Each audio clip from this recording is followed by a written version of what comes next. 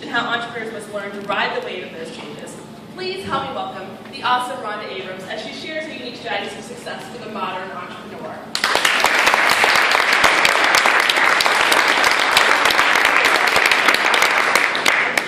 Thank you, Victoria. Thank you all for being here. You can all hear me okay? Yeah. See me okay? I'm really tall.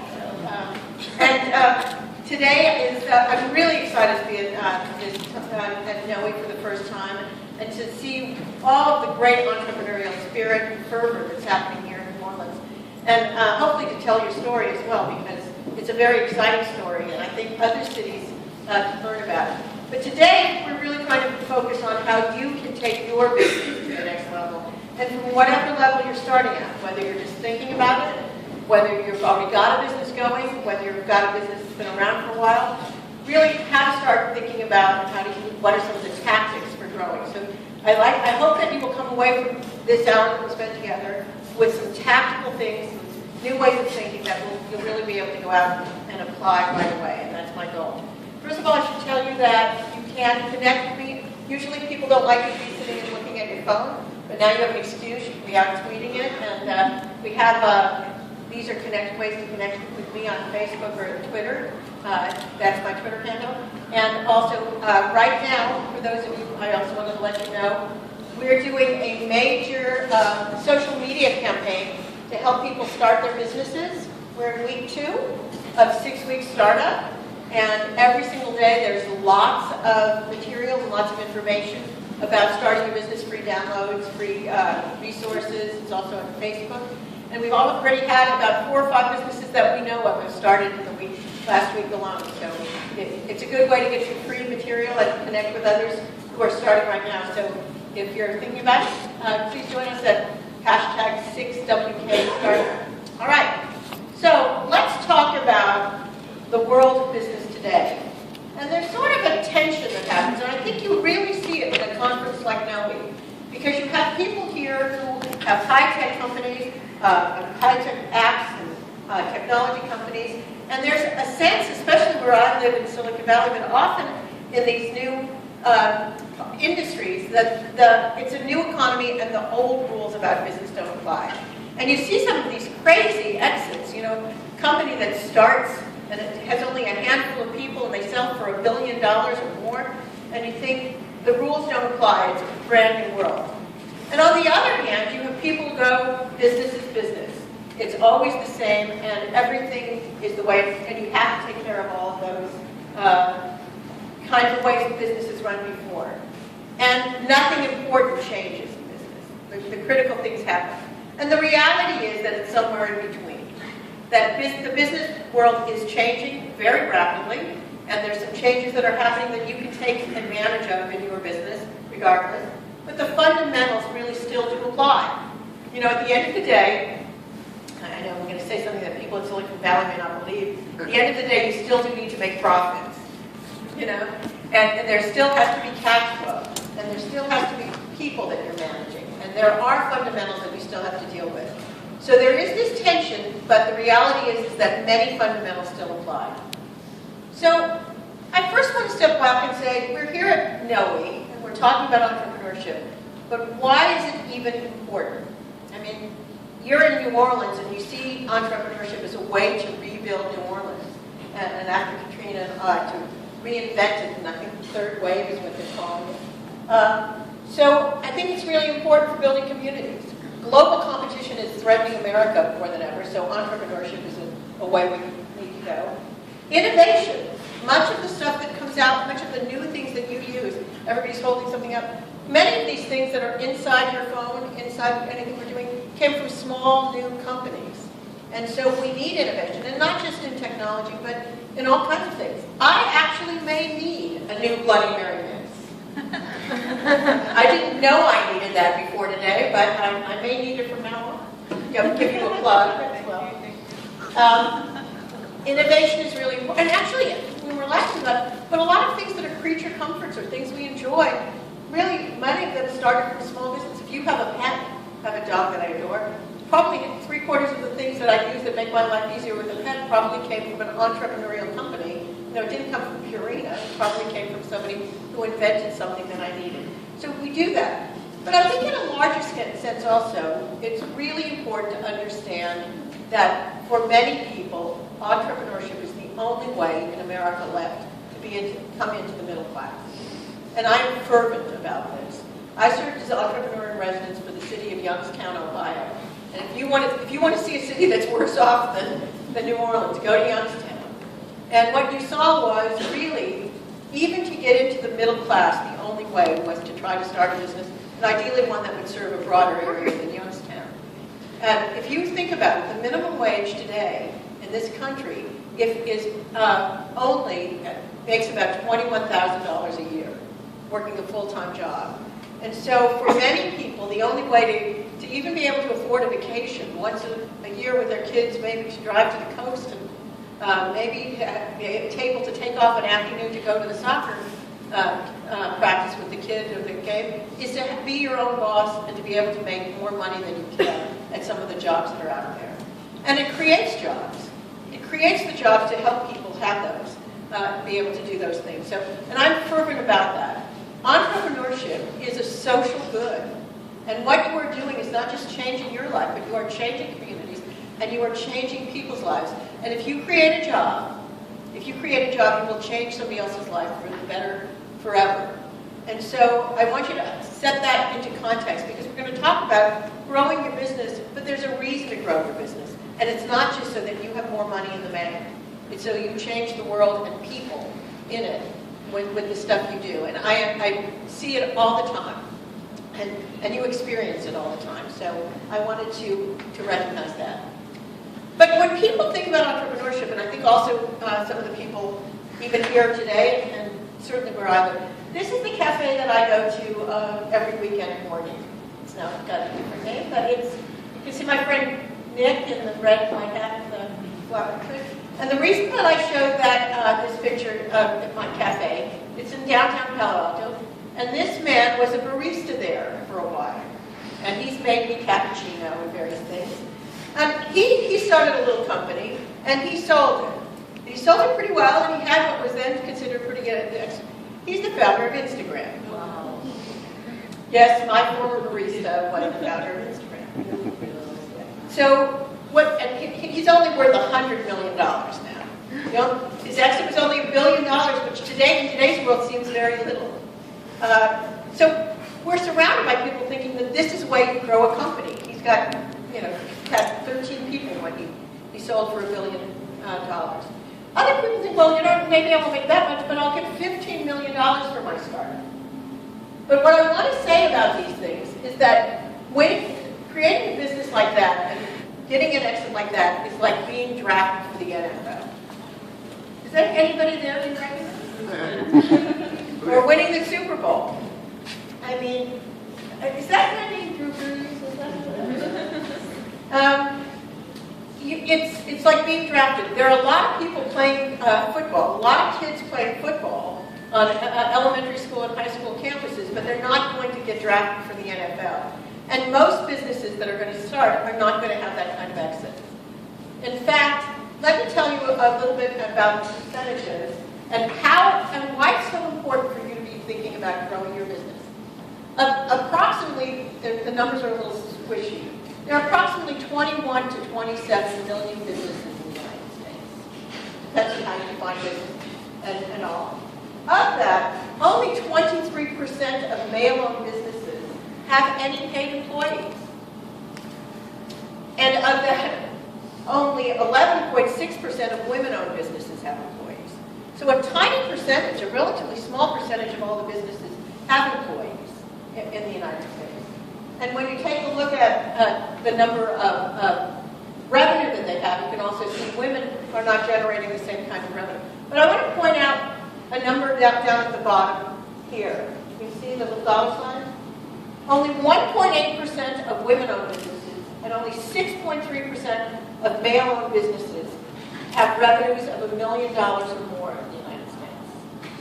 And I want every one of you who are in this room right now, who are starting a business or have a business, plan to have a business, to be in that tiny percent one day. I think at the very least, you should be thinking about how you can scale a business to have at least $1 million in revenue. And there's a reason for that. Remember, we have all of those social issues that we have to deal with to have an impact on the community, to create jobs. So one of the things I want you to do is to think a little bigger than you might be thinking. Okay, so this is the slide next time. And once again, just to show you how many firms there are. So the first goal is to get to $1 million in revenue. But how many firms in the United States? There are 22 to 27 million firms. How many firms in the United States of those 22 to 27 million? 6 million employer businesses. How many do you think have 100 employees or more? Anybody want to guess? What? How? 10%. Anyone? 10%. 10%. So that would be 600,000. 600,000 of the employer firms. There's about 100,000 businesses in the country with 100 employees. So it's a small number. Those companies make a big difference in terms of jobs. So all of this is just to give you some background on why it's important to take your business to the next level because of the impact. So what does it take? Well, we're working on a curriculum to help existing businesses take their business to the next level. And as we've looked at all of the different factors, we've come up with this formula, which we call M2P2, is the lead formula. And there's 4 major areas to think about when you're thinking about growing your business. Mind, money, people, and process. You know, we talk about what are the key factors. And in the areas of these things, you need all of them to be able to scale a company. You need, under process, we're going to talk about what these things are, the various different things that you need. Mind, and we're going to talk a lot more about mind today. In fact, we're going to talk mostly about mind today. But under people, acquiring and retaining and motivating the right talent is critical to growing a business. And that's a lot of what we've been talking about here in New Orleans is how do you attract the right brain? How do you have a brain game here? How do you attract exciting, intelligent, capable young people to come here and start businesses or join businesses? And part of the mind of that too is how do you become somebody who can lead other people? On money, obviously you have to have access to capital.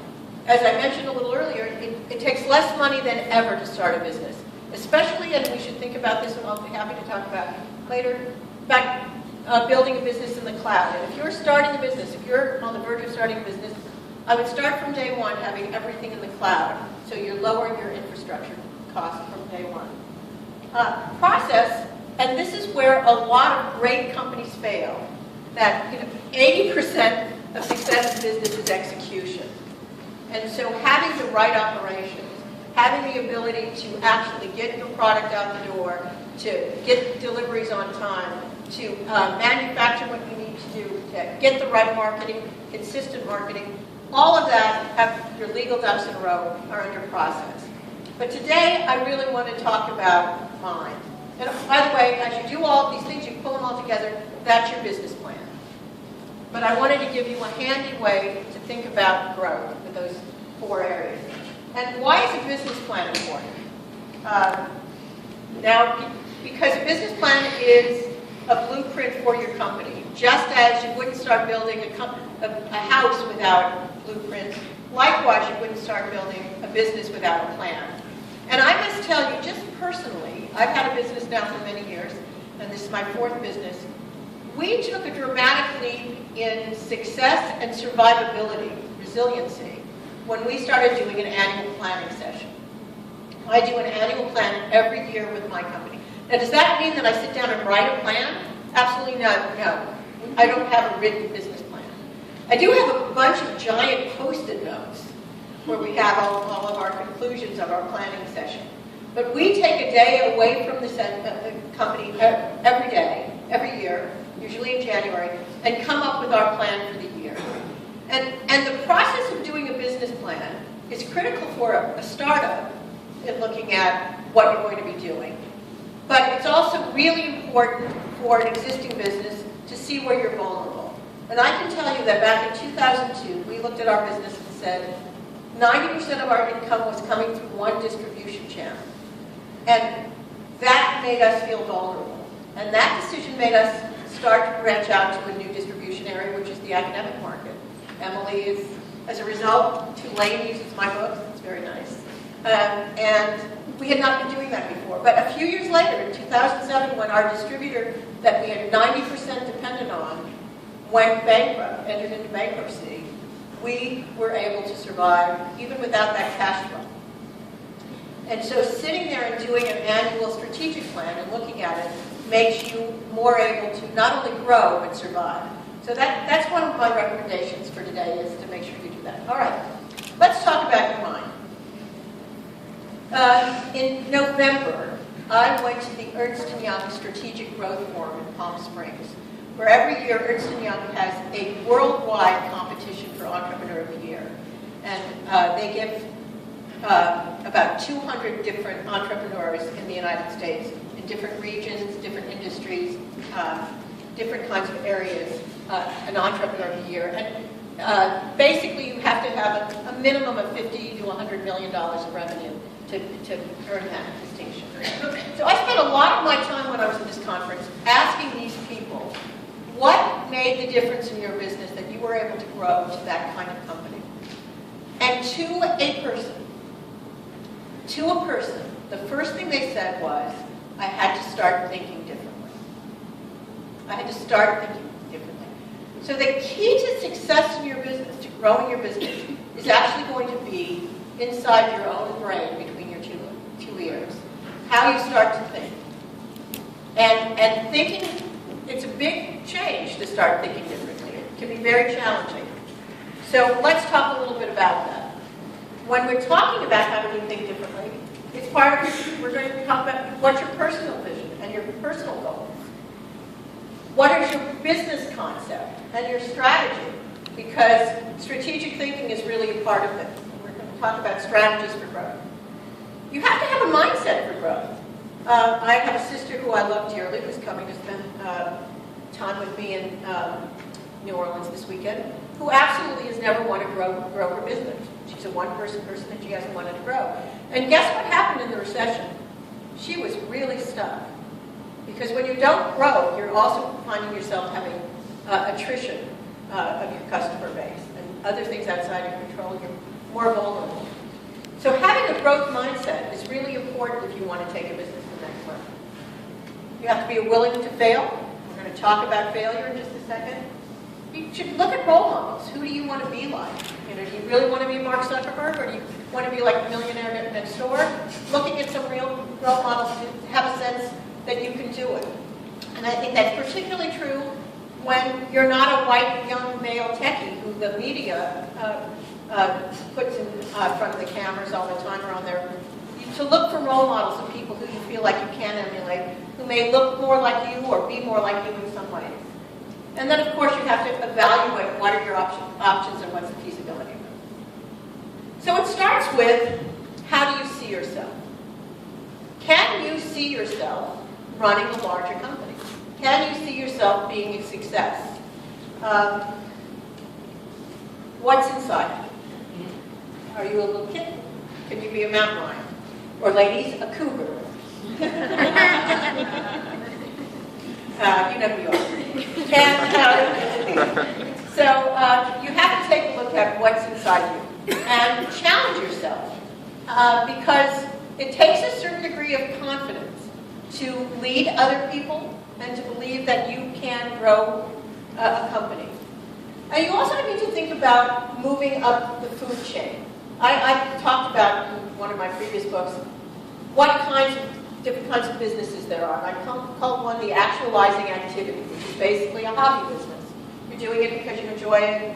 You know, you're like photography and buying all that gear and writing it off your taxes, or you like cooking or crafts. You've got an Etsy shop, and there's nothing wrong with that. But it's not the one that's going to make you that you have to survive on. And then so I call the next one sort of the sole survivor. You have to survive on that business, and that's the one that's going to pay your rent or your mortgage, put food on your table. But you're a one-person shop, and that's where, for instance, my sister would be as an independent sales rep. Then I'd call it a balanced business. You're running a small business, you're employing people, you've got some profit margins, and that's when you start to create some wealth for for yourself, because you've gone from creating a job to creating a business. And then finally, you have a visionary venture, where you now have those visions of selling out and making the $1 billion payoff. And what I'd like you to think about is, how do you move up the food chain? And at first, start thinking about it for yourself. To say, how can I not just make more money, but change the way I think about my business, so that I no longer think about my business as a job that has created an income for me, but as a business that will create some wealth for me. Because wealth is when you actually have some things on your balance sheet that even if you step away from and you are not putting in your hours, is going to continue to make money for you. And I really want that to be part of that mindset. Remember, we're working on mind today. The 4 things we're going to talk about mind. And one of them is, how do I go from income to wealth?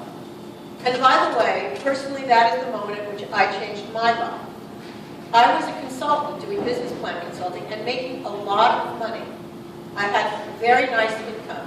And I realized the minute I stopped working, the income stopped. So the only way I was going to ever get ahead was to save that money or to put it in retirement. But I was never going to leverage it.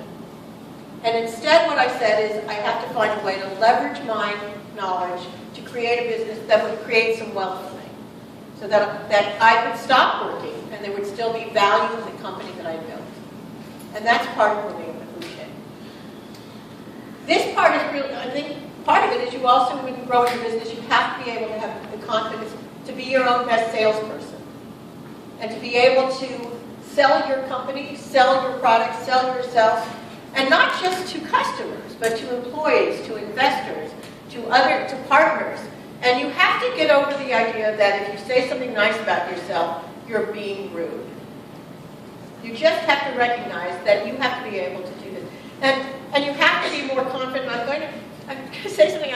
This group right now is about half men and half women. And I've said this to every group, and almost everybody, both male and female, have agreed with the following statement. I had a friend who had a hiring company. She worked for small businesses, and she would hire. She wasn't an employment agency, but she would put out, at that time it was classified ads, and then she would screen the applicants and present the 3 or 4 best ones to the employer. And she said in all the years she did it, she observed something. She said if a job had 10 requirements, a man would apply if he had one, and a woman wouldn't apply if she were missing one. I have said this to all kinds of groups, and usually both the men and women agree. By the way, I said this to a group of Stanford. I spoke at Stanford a couple of months ago, and they were Stanford women MBAs, and they all agree. So part of it is getting more realistic about yourself on either side. You want to be confident, not cocky, but you want to be confident. You don't need, somewhere around 5 is okay for everybody. You can be more confident than doing that. And I know you will quote me on this, because every time I say this, people tell me, I quote you on this all the time, because it is very true. And so you need to be able to say, I don't need to have all 10 to be successful. And maybe if I have only one, I need to learn some stuff along the way as well. Maybe I can learn from some other people that's there. But part of it too is, and that's why the business planning session is really important, is you need to set goals for yourself. Because one of Rhonda's rules is you cannot reach a goal you haven't set. You really do need to challenge yourself and think a little bigger. So it starts with your mind. You have to start envisioning. We talk about entrepreneurs needing vision. And this is part of that vision. It's not just what the product or service is that you want to create, but how big of a company that you want to create and how you see yourself. So setting some real goals and setting goals that have real objectives to them is really important for you. Let's take a moment, though. This is talking about success. But let's take a moment to have a brief word about failure. Because we are talking about our minds, and growing a business, taking your business to the next level, inevitably involves risk. And as you grow, by the way, your risk may increase. So let's talk about failure, because why we're afraid of risk is because we're afraid of failing. But and the thing to understand is that failure is good if you fail the right way. If at first you don't succeed, call it version 1.0. I speak at a lot of business schools, and what I often say is the #1 key to being a successful entrepreneur is learning how to redefine failure. You have to take failure as a learning experience rather than as a setback completely. You have to take from that failure and say, what did I learn from it? How can I change? So let's talk about these different ways to fail. The first one is to fail fast. And I really want to encourage you. I mean, you've heard of lean startup, the lean startup movement. Part of that is to fail cheap, but it's also to try and move on and fail fast. Google's product mantra, at least it used to be when Marissa Meyer was over there at Google, she told me this. Google's product mantra is experiment, expedite, iterate. Experiment, expedite, iterate. In other words, try new things, move them fast, and then change them. And so that's part of taking risks, is that you are going to try things that are not going to work. And by the way, some of the things that you don't work now may work later. So part of it is to try things quickly. You know, I've met people who've been working on their business plan for 2 years. You know, get out there and try some things. Get out there and move. Fail cheap. Lean startup is use the minimal viable product. Get things out there and try it. You know, did you try it in another version before you had this very nice packaging, or did you start with it? I did not, but I got minimum quantities. You got minimum quantities. So, and it's one of the things is to try to start away. Somebody came up to me earlier who said that they had an order from Walmart. They had started packaging it. You're going to fail pretty expensively if your first customer is Walmart. So, you know, you want to try to find ways that you fail fast and fail cheap. You want to fail forward.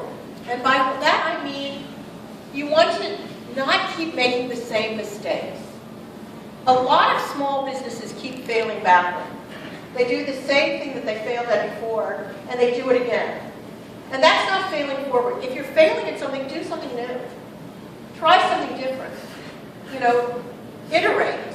Don't repeat. Fail with integrity. The worst kind of failure is because you fail because you've cheated or stolen or lied. That kind of failure you never really recover from. And I can tell you that venture capitalists in Silicon Valley are happy to deal with people. In fact, often they look with people, to entrepreneurs who have failed in business before. But if you fail because you lied or cheated or stole, you will never get anybody to touch you again. So failing with integrity is really important. You should not be failing because of that kind of personal failures. The other one is fail smart. And what do I mean by fail smart? Don't fail doing things that are easy to anticipate if you'd only done a little more work. So my next door neighbor is a serial entrepreneur, and he came to me the other day with a friend's idea for a new app, and he explained it to me, and it's a very good idea. And I said to him, who else is doing this? And he said, oh, nobody. Well, that's failing stupid. Because clearly there are other people who are doing stuff in that space. You know, and I often say the worst statement any entrepreneur can ever make, and you should never ever make this, write this down, never ever make this statement: there is no competition. Because if if truly is no competition, there's no market. But what it really means is I was too lazy to find the competition. So failing stupid is when you haven't done some of your basic homework. If you don't know some basics about your industry, if you don't know some basics about pricing, if you don't know some basics about your competition, if you don't know some basics about barriers to entry, what kinds of legal issues you are, that's where a business plan comes into practice and importance, because you helped yourself not make stupid failures. And one of the things I often say about doing a business plan is you make your mistakes on paper instead of in real life. So those are ways to fail. But we'll go on and talk about success, because I'm sure that's what you really want to do. So here's a problem that I bet many of you in this room have had. You're an entrepreneur. How many of you who are entrepreneurs have never had a good idea for a business? Show of hands. How many of you have had a good idea for a new business within the last month? Right, within the last week, within the last day, hour, right? Not a problem. I can come up with 3 business ideas before I finish brushing my teeth. You know, the problem with entrepreneurs is that they don't have a lack of ideas. They have too many good ideas. And so what happens is you lack focus because you're going off in all different directions. So one of the things you have to do is get your good ideas in a row and start to prioritize. So that's why it's important to start thinking about identifying where you want to go and how you want to get here. So when people think about success, they think about where they're starting from and where they want to go. But they're not actually sure where they want to go. So imagine starting a road trip and you're going from New Orleans to San Francisco. Well, you're going from New Orleans, but you're not actually sure if you're going to San Francisco or New York or Chicago. You're not going to know which highway to get on. Or maybe there's more than only one highway to get on from New Orleans to get started. But you have to have a sense of your destination before you can do it. So part of your business planning process really is to look at what your goals are and what you want to achieve. And that's the first thing you have to bring into focus. The next thing is, how do you plan on getting it there? And here's how most people think about it when they think about developing their business. They think, well, I could take what I call the mountain route. And that is, I want to create something really new. People haven't had it before. And that's going to take a lot more time and effort. It's going to be more challenging because I'm creating something really brand new, and I have to create a market for it. So it's harder. And then there's what I would call the coastal route, which is, I want this business to be something that really works in with my lifestyle. I have family obligations, or I really, worked 80 hours a week in my last job, and I don't want to do that. And so I want to find a business that works with the way I want to do it. I'm going to call that a coastal route. And then there are people who say, I just want the superhighway route. What I want to do is I want to grow a business that's sort of a proven business concept. I want to take it as fast as I can. I want to go through existing channels. I just want to execute really fast and do it. And let me tell you, any one of those ways is a way you can build a successful business. Absolutely. But how do most entrepreneurs, and especially small businesses, go? All over the place. They start thinking, I want to do something hard, and they realize it's too hard. So then they kick back. And then they think, well, okay, I'll just do it this way. And that is also, look at how much extra effort for you to maybe not even make it to where your goal really is. So part of it also, as you're thinking about your objectives for your business, and remember, this is about being inside your mind, is also how hard you want to work, how much challenge you want to take on in producing something, and understanding how that business fits into your life and other obligations you may have, and really fitting it into you, and struggling with that rather than once you're on the job and you're getting going, ahead of time to really think through those kinds of goals. All right, so let's talk about some specific success strategies. And I have a number of sort of little kinds of tips here as we're dealing with. And one of the first ones is what I call go for the gold and not for the glamour. Or as someone said on the panel discussion earlier today that I was on, don't be too cool.